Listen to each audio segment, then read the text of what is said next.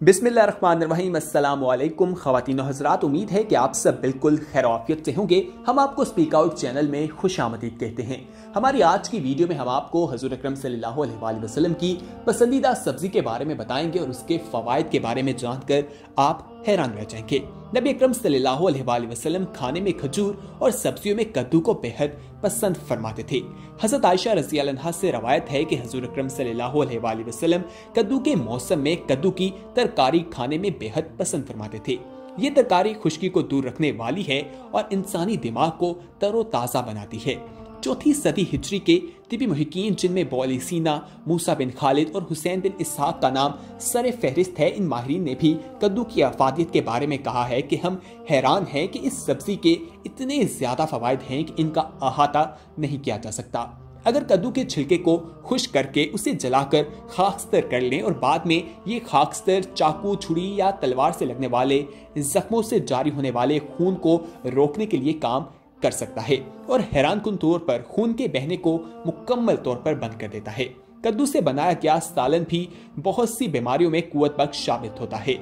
मिसाल के तौर पर हर एसाबी तवानाई का मुजाहरा करने वाले अहबाब के लिए इंतहाई मुफीद और नादिर चीज है। मौसम गर्मा में अक्सर देखा जाता है कि बच्चे जो है वो मुख्तलिफ बीमारियों का शिकार हो जाते हैं। उन्हें बुखार चढ़ जाता है या उनकी आंखें दुखने लग जाती हैं, चिड़चिड़ाहट पैदा हो जाती है। तो ऐसी हालत में तकलीफ से बचने के लिए इंसान को चाहिए कि कद्दू का छिलका हासिल करके बच्चों के तालू पर गद्दी बनाकर रख दें और कुछ देर उसे वहां पर बंधा रहने के बाद उठा दें। सिर्फ चंद दिन ये अमल दोहराने से बच्चे गर्मी की हर तरह से जो बीमारियां हैं उससे दूर रहेंगे, हंगामी और वबाई अमराज से महफूज रहते हैं। कद्दू की जो टंडी दाढ़ के नीचे रखकर चुबाएं, अगर वो कतरे मिठास लिए हो तो वो कद्दू इंतहाई लजीज होगा, और अगर वो फीकी निकल आए तो वो कद्दू कतरे मजेदार, और अगर वो कड़वी निकल आए तो कद्दू भी कड़वा ही होगा। कद्दू पेट में हवा भर जाने की हालत में बहुत ज्यादा मुफीद समझा जाता है और इसके और भी बेशुमार फवायद हैं जिनको हासिल करके इंसान अपनी जिंदगी को बेहतर कर सकता है और मुख्तलिफ बीमारियों से बच सकता है। मजीद तफसीलात भी आप तक पहुंच जाते हैं, लेकिन उससे पहले हमारी आपसे इल्तमास है कि अगर आप अभी तक हमारे सब्सक्राइबर नहीं बने तो फौरी तौर पर हमारा चैनल सब्सक्राइब कीजिए, साथ ही बेल आइकॉन पर क्लिक करें ताकि मजीद आने वाली दीनी, इस्लामी और मालूमाती वीडियोस आपको वक्त पर मिल सके और आप उन्हें देखकर मुस्तफीद हो सके। ख़वातीन व हज़रात, कद्दू एक मजेदार सब्जी है, लेकिन इसके बीजों की इफादत भी कुछ कम नहीं है और इसकी वजह से न सिर्फ इंसान तंदुरुस्त रहता है बल्कि कई तरह की बीमारियों के इलाज भी किए जा सकते हैं। आइए उनके ही कुछ फवायद आपको बताएं जो हज़ूर अकरम सल्लल्लाहु अलैहि वसल्लम की जिंदगी से मिलते हैं। आज साइंस भी उन पर तहकीकात करके कुछ चीजें पेश कर रही है और तिबी लिहाज से भी देखा जाए तो बहुत से फवायद कद्दू से हासिल किए जा रहे हैं। कहना है कि सूजन के लिए कद्दू बहुत ज्यादा फायदेमंद है। कद्दू के बीजों का तेल जोड़ों के दर्द और पट्टों की सोजिश के लिए इंतहाई मुफीद है। साइंसी तकनीक में ये बात सामने आई है कि इसके इस्तेमाल से जोड़ों का दर्द ठीक हो जाता है और जिस्मानी वर्जिश से भी निजात मिलती है।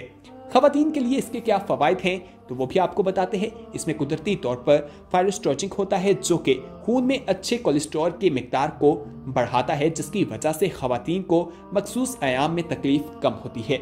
ऐसी खवातीन जिन्हें आयाम में तकलीफ का सामना होता है उन्हें चाहिए कि वो कद्दू के बीज इस्तेमाल करें। मुदाफाती निज़ाम के लिए भी कद्दू बहुत ज्यादा फायदेमंद है। इसमें जिंक की वाफिर मिकदार मौजूद होती है, इसकी वजह से मुदाफाती निज़ाम मजबूत होता है। माहिरीन सेहत का कहना है कि खवातीन को सेहतमंद रहने के लिए कम से कम 8 मिलीग्राम जिंक जरूर खाना चाहिए, जबकि 1 कप कद्दू के बीज खाने से आपको बाआसानी 6 से 5 मिलीग्राम जिंक वो मुहैया हो जाता है, जो कि एक सेहतमंद जिंदगी का आगाज होता है। एंटीऑक्सीडेंट्स के हवाले से भी ये काफ़ी भरपूर है और कद्दू के बीज एंटीऑक्सीडेंट्स से भरपूर होते हैं। इनमें विटामिन ई, कॉर्बरिक और फ्यूलिक एसिड वो काफ़ी ज़्यादा मिकदार में पाया जाता है और साइट्रिक एसिड भी मौजूद होता है। इनकी वजह से ये जिस्म में तवानाई देते हैं और जिस्म वो बीमारियों से महफूज रहता है और मुख्तलिफ बीमारियों से बचा रहता है। विटामिन बी कॉम्प्लेक्स से भरपूर है और कद्दू के बीज में विटामिन बी कॉम्प्लेक्स की वाफिर मिकदार पाई जाती है, जिसकी वजह से इसमें नियासिन, थायामीन और राइबोफ्लाविन और फ्लोटेस होते हैं जो कि एंजाइम्स के निज़ाम को बेहतर बनाते हैं और मेटाबॉलिज्म के अमल को ठीक करते हैं, यानी कि आपका मेटाबॉलिज्म का जो सिस्टम है वो ठीक तरह से चलता रहता है। दिल की मजबूती के हवाले से भी ये बहुत फायदेमंद है। इसमें मैग्नीशियम वाफिर मिकदार में मौजूद होता है, जिसकी वजह से दिल मजबूत होता है। कद्दू के बीजों में मौजूद अज्जा की वजह से निज़ाम दौरान खून बेहतर तरीके से काम करता है, जिससे दिल भी सही तरीके से काम करता है। प्रोस्टेट के लिए कहा जाता है कि कद्दू के बीज में मौजूद जिंक की वजह से ये मर्दाना सेहत के लिए भी बहुत फायदेमंद है। मर्दों को चाहिए कि वो कद्दू के बीज जरूर इस्तेमाल करें, क्योंकि इस तरह वो प्रोस्टेट के मसले से बच सकते हैं और इसके बहुत से फवायद हासिल किए जा सकते हैं। दोस्तों, हम कद्दू जिसे एक आम चीज समझते हैं, लेकिन इस पर गौर व फिक्र नहीं करते, जिसकी वजह से हम मुख्तलिफ बीमारियों का शिकार दिखाई देते हैं। इसी तरह कहा जाता है कि तहकीक के मुताबिक जो लोग कद्दू कसरत से खाते हैं, उनके जिस्म में कुव्वत मुदाफ़त पैदा होती है। कद्दू खाने से भूख बढ़ती है और दुबले पतलेपन से भी निजात के लिए ये काफी ज्यादा मुफीद है। गर्मी के बायस अगर आंखों में अंधेरा आता है और सर चकरा जाता है, तो दर्द अगर आपके सर में होती है तो कद्दू काट कर उसका टुकड़ा जो है पेशानी पर रखने से दर्द जो है सर का वो खत्म हो जाता है। कद्दू दिल और जिगर और दिमाग को फरोग देता है। दोस्तों, मजीद फवायद भी आपको बताते हैं, लेकिन यहाँ पर हम आपसे पूछना चाहेंगे, क्या आपको कद्दू के इन तमाम फवायद के बारे में पहले से इल्म था या नहीं, और कद्दू खाना आपको कैसा लगता है? अपनी राय का इजहार नीचे कमेंट बॉक्स में कीजिएगा। आपकी राय हम तक पहुंचना काफी ज्यादा अहमियत रखती है। दोस्तों, कहा जाता है कि कद्दू दिल और जिगर और दिमाग को फरहत देता है। ब्लड प्रेशर और खून की गर्मी को कद्दू खत्म करने में लासानी है। पेशाब के अमराज को भी बेहद मुफीद है और पेशाब की जलन दूर करता है। तबदिक के मरीज को अगर रोजाना कद्दू मिश्री मिलाकर खिलाया जाए तो फायदा होता है और तबे दस्त से निजात मिल जाती है। कद्दू का पानी फिंसियों पर लगाने से वो खत्म हो जाती है। कद्दू का मुरब्बा जिस्म और दिमाग को ताजगी और ताकतो तरावत देता है। कद्दू खाने से दायमी कब्ज दूर होती है। कद्दू का अचार मैदे और पेट दर्द की मौसर दुआ है। गुर्दे के दर्द में कद्दू का गोदा गर्म करके दर्द की जगह लगाने से दर्द बंद हो जाता है। कद्दू का रायता खाने से इसहाल बंद हो जाता है और दर्द जिगर में भी मुफीद है। गर्मियों में कद्दू का शरबत इस्तेमाल करने से प्यास की शिद्दत खत्म हो जाती है। कद्दू का शरबत दिमागी कमजोरी और सर दर्द के लिए भी काफी ज्यादा मुफीद है। गर्मी लगने की सूरत में हाथों की हथेलियों और तलवों पर कद्दू का जो टुकड़ा है उससे मिलाएं, ये सारी गर्मी खींच लेता है।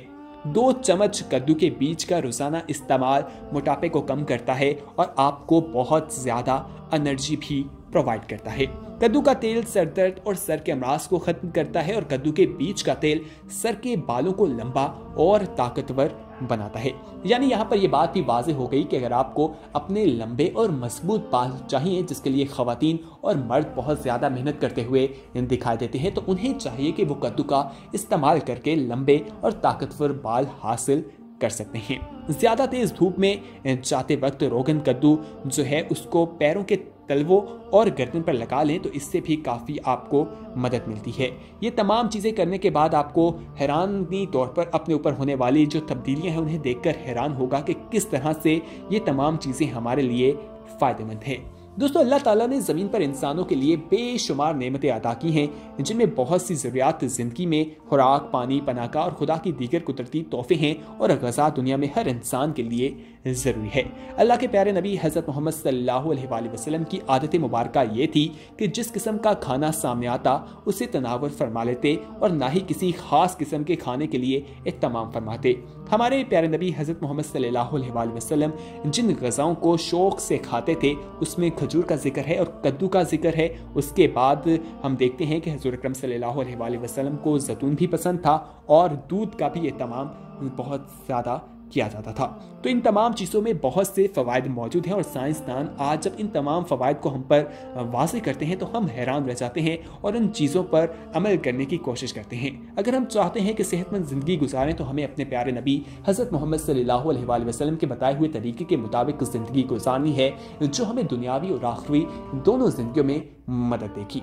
उम्मीद है कि आज की इंफॉर्मेटिव वीडियो आपको पसंद आई होगी। इस वीडियो को अपने दोस्तों के साथ जरूर शेयर कीजिएगा और अगर आपने अभी तक हमारा चैनल सब्सक्राइब नहीं किया तो फौरी तौर पर सब्सक्राइब कीजिए, साथ ही बेल आइकॉन पर क्लिक करें ताकि मजीद आने वाली वीडियोस का नोटिफिकेशन आपको वक्त पर मिल सके और आप उनसे मुस्तफीद होते रहें। हम अपने इस चैनल पे दीनी, इस्लामी और इस तरह की मालूमाती वीडियोस अपलोड करते रहते हैं जिनसे आपको यकीनी तौर पर फायदा मिलते हैं। इस वीडियो में कमेंट करके अपनी राय और तजावीज़ भी हम तक जरूर पहुंचाइएगा और इस वीडियो को लाइक, शेयर और कमेंट करना ना भूलिएगा। अगली वीडियो तक हमें दीजिए इजाजत। अल्लाह हाफिज।